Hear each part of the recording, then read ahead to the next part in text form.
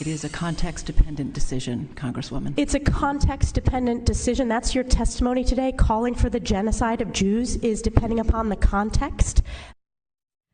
Ivy League universities across the country in hot water tonight following that congressional hearing on anti-Semitism this week. Jewish students have reported an uptick in anti-Semitic rhetoric on campuses nationwide, and now lawmakers are working to hold university administrators accountable.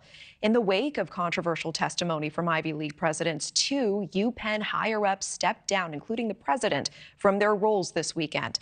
And now calls are mounting for the presidents of MIT and Harvard to follow suit. NewsNation correspondent Ryan Bass has the very latest on what lawmakers want to see from these top universities. Ryan? It's bipartisan at this point, Natasha. Both sides of the aisle of lawmakers, they want leadership changes at these Ivy League institutions and a proposed plan on how these schools are going to better protect students and teachers moving forward from anti-Semitic attacks on campus. But not everyone is calling for Harvard's president to step aside. Some colleagues have even come to her defense, saying Harvard and she should not cave to public pressure. We embrace a commitment to free expression and give a wide berth to free expression, even of views that are objectionable. You and I both know that's not the case. One day after University of Pennsylvania President Liz McGill resigned over intense backlash following this week's congressional hearing, pressure is on Harvard's president to do the same.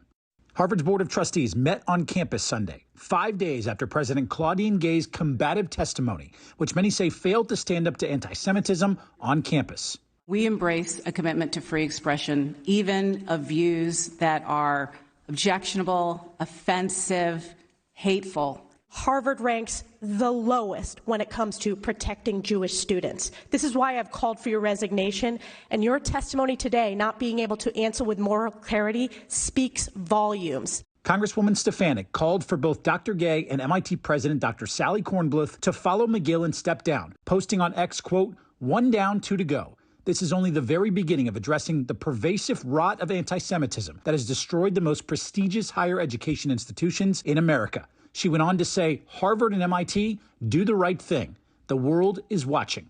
A bipartisan group of more than 70 lawmakers penned a letter on Friday to the boards of Harvard, MIT, and Penn, asking them to make a leadership change, saying that's the only solution to, quote, ensure that Jewish and Israeli students, teachers, and faculty are safe on your campuses. MIT's governing board released a statement the day prior declaring their full and unreserved support for President Kornbluth. And some Harvard faculty members are coming to Dr. Gay's defense, too, with law professor Ben Adelson saying he was, quote, dismayed by Liz McGill's resignation. And I so hope that Claudine Gay and Harvard will not follow. I fear too few of us have said what many of us think. She did nothing wrong. And the real failure of leadership would be surrendering to a campaign so hostile to our values. I've heard that thoughtless, reckless, and hateful language on our campus. I will say again, that type of hateful speech is personally abhorrent to me.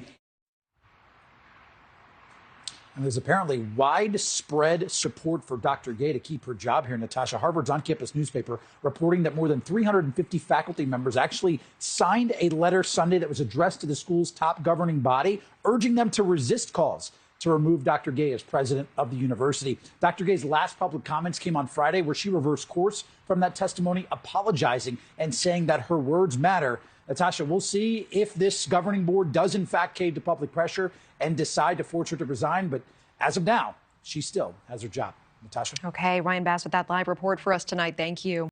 Thank you for watching. Go to newsnationnow.com to find NewsNation on your television provider. And don't forget to click the red subscribe button below to get more of NewsNation's fact-driven, unbiased coverage.